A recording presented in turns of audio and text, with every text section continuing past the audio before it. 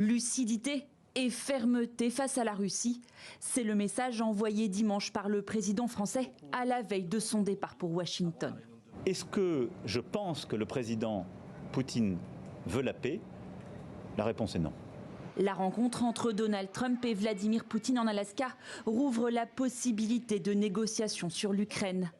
En cas d'accord de paix, certains pays, dont la France et le Royaume-Uni, se posent en garant de la sécurité de Kiev.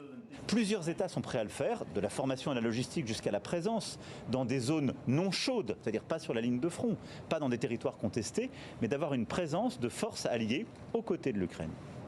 Nous irons présenter cela en demandant aussi aux États-Unis d'Amérique jusqu'à quel point ils sont prêts à se joindre à ces dernières. Une question au cœur des discussions ce lundi à Washington.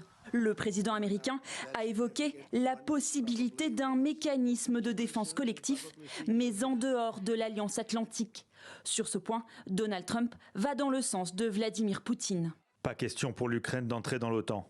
Selon une source anonyme, le milliardaire soutiendrait également une proposition russe prévoyant un contrôle total du Donbass et un gel du front dans les régions de Kherson et Zaporijia.